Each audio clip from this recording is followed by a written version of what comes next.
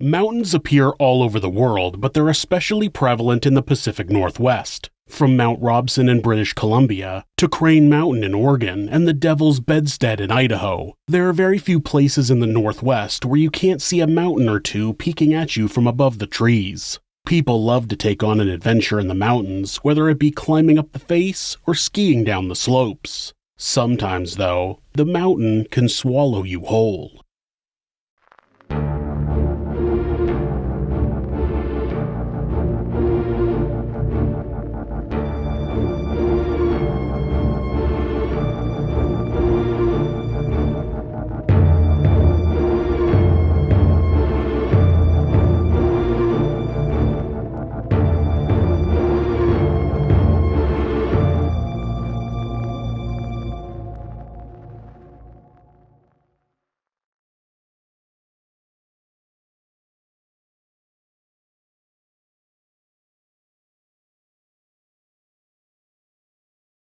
The rescue workers were trying their hardest to get up the mountain, but the wind was just too strong. The radios were so cold that they weren't working. Steve Glenn, a member of the Portland Mountain Rescue, radioed into the base of operations at the Timberline Lodge. He informed them that his team was near the upper shack of the Palmer chairlift. He was requesting permission to stay put and wait for a break in the weather. He also recommended that 2 other teams who were on the mountain suspend their efforts and wait for visibility to improve. The previous day, 20 people from a local private school had set out from the Timberline Lodge to climb to the peak of Mount Hood. The Oregon Episcopal School is a private college preparatory school in southwest Portland, Oregon. The school serves children from pre-kindergarten to 12th grade and has been ranked one of the best private schools in the state. In the 1980s, the school had a program called Base Camp that was based on the principles of the Outward Bound program. It had students at the school climb to the summit of Mount Hood as a method of teaching teamwork and problem-solving skills. It was a requirement for all 10th graders. The climb was led by the school chaplain, Tom Goman. Tom was an Episcopal priest who had grown up in Oregon. He was an experienced climber, and the students trusted his judgment to keep them safe. When the forecast called for poor weather on the day of the climb, Tom assured the group that they would be finished before the worst weather hit. The first of the climbing group to arrive at the school was Patrick McGinnis. Just 15 years old, he was the youngest climber of the group, but he was ready for the challenge. Despite having to make a last-minute trip to REI to grab some polypropylene socks, they still arrived at the meeting point early. As he sat in his father's car, a total of 15 students, 1 parent, the dean of students, and Tom Goman arrived and began loading their supplies onto the bus to make the hour-and-a-half trip up to Timberline Lodge. They would be meeting up with 2 guides when they arrived. Lieutenant Colonel David Mullen and his crew had taken off from Portland International Airport and headed toward the Timberline Lodge with the intention of landing in the parking lot. What would have normally been a 35-minute flight had only taken 18 due to massive tailwinds. That was great for fuel consumption, but not for a smooth landing. They had opted to travel above the clouds on their way there, but as they descended for a landing, the cockpit became a cacophony of alarms. The Huey shook violently and began to drop like a rock. Mullen stabilized the aircraft as they completed a full 360 spin, and he had no choice but to land near the Cooper Spur Inn, about 20 miles from the Timberline Lodge. At the lodge, the group added their 2 guides, Ralph Summers and Dee Zaduniak, both from the Pacific Crest Onward Bound program in Portland. Everyone was keeping a close eye on the weather, and many were expecting the group to have to turn back early. Tom continued to be optimistic. The climbers began their expedition at just before 3 a.m. on Monday, May 12th. They all worked their way up the mountain, but it wasn't long before one student became sick. Hillary Spray had a stomachache and didn't think she was in good enough condition to make the climb.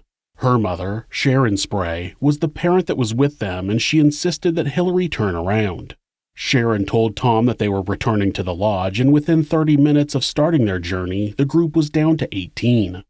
A few hours later, Lorca Smetna began having debilitating cramps and asked Tom if it was okay for her to return to the lodge. She was one of the members of the advanced climbing team, but there were a few other ACT members still in the group, so Tom told her it was okay to turn back. He didn't want her to make the descent alone though, so Courtney Boatsman volunteered to go with her. The group was now down to 16, and they pressed on. As they continued their ascent, the winds picked up and the temperature decreased. At 8,500 feet, they stopped for a break and most of the climbers added layers to help fight the cold. Some of the climbers would later recall their disappointment at the progress. One student, Giles Thompson, which is a fabulous name I might add, said that they should have been to the summit by 9 a.m., but they were only halfway there. John Whitson knew that he was running on empty and expressed his desire to turn back, and Tom tried to talk him into continuing, but he knew he was ready to return to the lodge. Mick Garrett was another ACT member and offered to make the descent with John. The group was down to 14 as they continued to their destination. When they reached an area called Triangle Moraine, between 9,300 and 9,600 feet, Dee Zaduniak began experiencing snow blindness. The condition is caused by overexposure to UV, which gets reflected by snow and ice and can burn your corneas. Despite her wearing eye protection, it didn't seem to be working and she was experiencing pain and cloudy vision. She discussed her options with Tom and Ralph and decided it would be best to turn back. She felt she was capable of making it back down the mountain on her own, so she went by herself. The group was down to 13. Two of the rescue teams were informed that the base of operations had gotten a location of the climbers and they were on a different glacier than they were searching. They would need to climb 250 feet higher and head northeast to reach them. Despite being in the wrong location, they were still the closest rescue team to the group. The base radioed Team 2 and told them to head to the White River Glacier and meet Teams 3 and 4. When the team leader radioed back and said they didn't have enough ropes to make the journey, they were told to return to the lodge. Teams 3 and 4 ventured out into the complete whiteout, using only their compasses to ensure that they were heading in the right direction. Tom was certain that they could push on to the summit, and they made it to 10,700 feet, but the weather had taken a drastic turn for the worse. The clouds had dropped and now completely covered the summit. Visibility was only 40 to 50 feet, and wind gusts were hitting 50 miles an hour. Ralph was finally able to convince Tom that they needed to turn around. At about 3:15 p.m., Tom told the climbers to turn around and head back down the mountain, but by this time it was too late. The storm was coming in fast and visibility only got worse. After they had made it back down the slope a few hundred feet, they stopped for a break, but something was clearly wrong with Patrick. Other students told Ralph that he was really cold and was having trouble staying on his feet. When Ralph checked on him, he noticed that his speech was slurred and his coordination was impaired. They needed to help Patrick warm up immediately. The group put all of their climbing ropes on the ground as a barrier against the snow, and then Ralph laid a tarp over them. Then he placed a sleeping bag on the tarp and had Patrick climb inside. Another student, Susan McClave, climbed into the sleeping bag with Patrick, and they were zipped up and a tarp was wrapped around them. All of the students huddled around the tarp to help add body heat and block the wind. Ralph gave Susan a thermometer and she got it into Patrick's mouth. His body temperature was 96 degrees. Ralph used a camp stove to heat some water and Patrick was made to sip it, despite his objections. The group stayed there for about 45 minutes, trying to raise Patrick's temperature enough for him to be able to hike down the mountain. If he could just get started, the physical activity would help warm him up further. The two teens were pulled out of the sleeping bag and all of the supplies were stowed. Patrick looked a little better, but they needed to hurry if he was going to work up some body heat. As the group continued down the mountain, winds increased and visibility went down to about 10 feet. Ralph was leading the way, making sure other climbers were walking in the exact path that he had created. The snow would have easily covered crevasses, and one misstep could send them off the edge of an invisible cliff. This plan worked out for a while, but suddenly Ralph nearly stepped off the edge of a crevasse, and fortunately he was able to catch himself. He attempted to veer away from it and ran into the same problem. He immediately knew that they were not where he believed they were. They were lost. All of the rescue teams had to accept defeat. The conditions were too poor and they were barely making any ground. They returned to shelter and radioed to the base their status. Now they were going to attempt to get a helicopter up to an area above the storm to see if they could find where the climbers were located. Lieutenant Colonel Mullen, with a few rescuers on board, took his Huey up to the east to White River Canyon. They passed 7,000 feet, with Mullen keeping the aircraft steady as they scanned for any sign of the climbers. At 7,600 feet, the snow was getting thicker and visibility was severely reduced. When they got to 8,400 feet, visibility was zero and Mullen was no longer able to judge the distance between his helicopter and the mountain. He began slowly inching his way back down and away from the mountain, managing to emerge from the whiteout conditions safely. There was just no way they were going to be able to get the climbers in these conditions. Mullen turned his chopper around and headed back to the landing zone. The remaining climbers had been stuck on the mountain for more than 24 hours, and they were going to have to dig in and make it through another night in the brutal conditions. Ralph suggested that it was time to dig in. They were off course, and that meant trying to go any further was not safe. They once again laid out the tarp and put the sleeping bag on top. Patrick was put in the sleeping bag, and everyone put their backpacks around him to act as a windshield. Then the students huddled around him and tried to stay warm as another tarp was put over them. Ralph and a couple of the students began digging out a snow cave. They used anything they could as digging tools: ice axes, hats, cups. They got the cave dug out to about 6 feet by 8 feet and about 4 feet high in the center of the domed ceiling. They covered the floor with a metallic space blanket, the ones that look like tin foil that are meant to trap in heat in an emergency situation. The climbers put on every piece of extra clothing they had and climbed into the cramped cave. Ralph went back to the sleeping bag to help Patrick into the cave, but when he got there, the teen was gone. After the other students left the makeshift tent, Patrick had wiggled out of the sleeping bag and wandered off. Ralph swung his flashlight around in the darkness, but it was no use. The visibility was almost zero. He yelled the boy's name and heard nothing. He turned and yelled his name in another direction and heard Patrick shout back, "I'm climbing up toward you." Patrick had slipped down an embankment and was trying to climb back up. Ralph dug an ice axe into the snow so Patrick could use it as a handle to climb back up to safety. Despite his body wanting to shut down because of the cold, he mustered all of his strength and made it back up and into the snow cave. Ralph went back to the tarp that was covering the group's backpacks so he could retrieve the camp stove, but there was already 2 feet of snow covering the area and everything was permanently buried. There was no way he would be able to dig out the equipment, especially since he was also starting to feel the effects of hypothermia. His limbs were not obeying the commands his brain was giving them. Ralph squeezed himself into the cave, but it was becoming obvious that there just wasn't enough room for everyone. Tom still hadn't entered the cave, and there was no way he would fit at this point. 3 of the climbers who were in the best condition left the cave first. Then, every 20 minutes, they would rotate out with 3 other climbers. As the night progressed, the climbers spent hours rotating in and out of the cave, trying to keep each other warm and each other's spirits up. The hypothermia was taking its toll on the group, though. Some of the climbers would suddenly panic and climb out of the cave into the heart of the storm. At about midnight, Tom could be heard outside, screaming at the top of his lungs. Search teams had moved all over the mountain throughout the early morning hours. They used snowcats to get additional teams up to 9,800 feet so they could attempt to search from the top down. Rescuers would find footprints in the snow and follow them for a while, but they would eventually disappear, having been covered with snow. Helicopters weren't having any better luck. They flew around the mountain and found tracks they knew belonged to the climbers. There were clear tracks with occasional spots where one of them had stumbled, making them easily identifiable. They would follow the tracks as far as they could, but they would soon end. The weather had finally cleared and rescuers were taking to the mountain from all directions, focusing on finding the climbers and getting them to safety.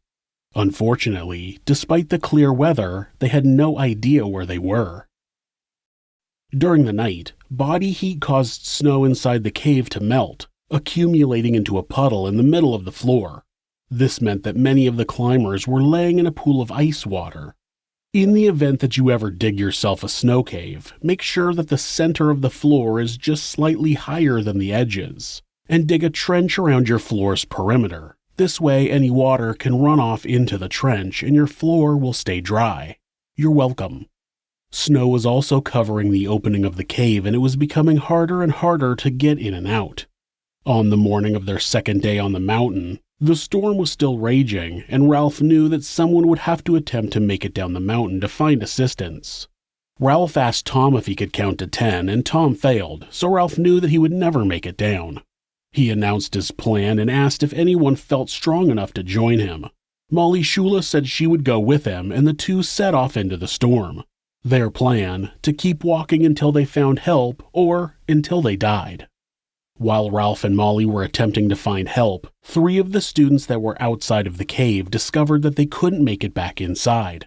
The entrance had continually gotten smaller, and the last time students had squeezed through it, they almost didn't make it. They attempted to make the opening bigger with an ice axe, but didn't have enough strength. Now, 8 climbers were huddled inside the cave, and 3 were stuck outside amongst the elements. After a few hours of walking, Ralph and Molly could see a ski lift and began to follow it down to what they thought would be the Timberline Lodge. Ralph was shocked when it took them directly to Mount Hood Meadows east of Timberline. They were 2 miles east of where they thought they were. At 10:15 a.m., the day the search started, Ralph and Molly arrived at the base of operations for the rescue at Timberline. There, Ralph tried to give a more accurate location of the cave to rescuers. Despite giving them a closer location, he was still not correct. Since nobody had brought an altimeter with them on the trip, he could only estimate the elevation where they had dug in, and he was about 1,200 feet too low. As the sun broke over the horizon, rescuers in the Huey were finally able to get their first clear look at the mountain. With binoculars, they scanned the side of the mountain and finally spotted something they thought could be a red sleeping bag. Near that were a few other objects that looked like they could be bodies. The pilot radioed in their discovery and found a spot to land the helicopter.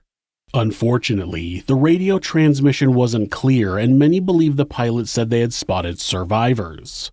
This news traveled fast, and soon many people had an incorrect expectation of what they had found.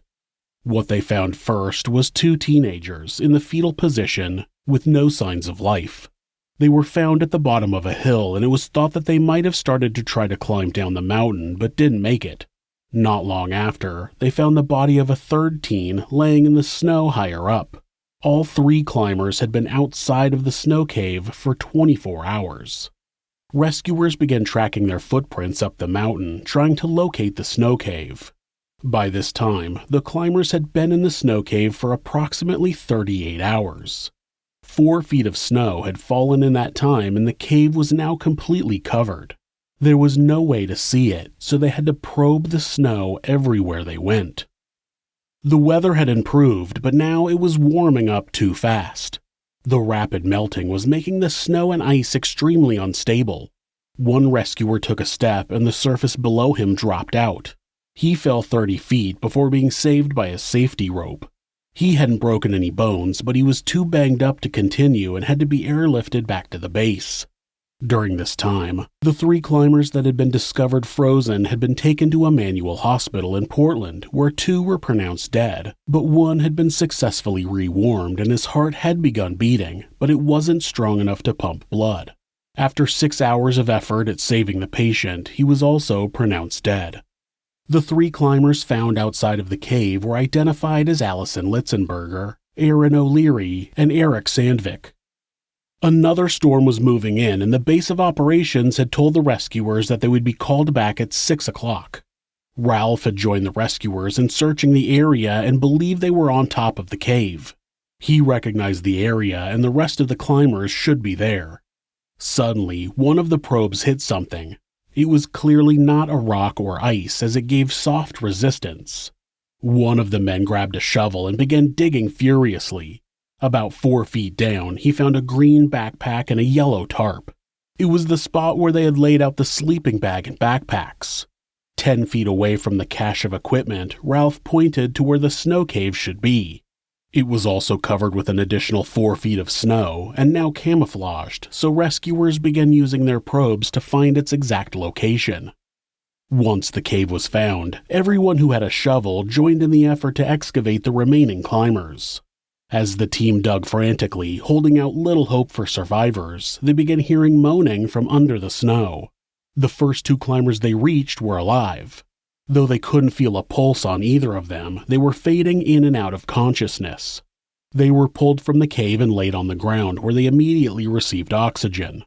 As the first 2 patients were flown from the mountain to a nearby landing zone and then flown to the hospital, the rest of the climbers were dug out and transported. Of the remaining 8 climbers that were recovered from the snow cave, 6 of them died, leaving a death toll of 9. The 3 students that were discovered outside of the cave, along with Tom Goman, Marion Horwell, Patrick McGinnis, Tasha Amy, Susan McClave, and Richard Hayter. The first climbers that were found in the cave, Giles Thompson and Brenton Clark, survived. Brenton went on to become a doctor in Portland, Oregon. Despite having to have both of his legs amputated, Giles returned to the mountains and is an avid skier. The reason they survived can only be speculated, but possibly has to do with what protective equipment they were wearing and the fact that they were both found closer to the top of the cave where the air would have been a little warmer. In the immediate aftermath of the incident, many experienced mountaineers claimed that nobody was at fault for the deaths because bad weather can be unexpected, but all of the adults involved in the climb were fully aware that a storm was coming. Mother Nature can be unpredictable, but there were definitely acts of recklessness that helped create a very avoidable disaster. When you're going to take on a mountain, make sure you use the better safe than sorry method to make sure the mountain doesn't swallow you whole. Thanks for letting us tell you this sinister story. If you enjoyed it, subscribe on whatever platform you're on and hit like, rate it, or leave us a comment. Join us next week where we'll take you somewhere sinister.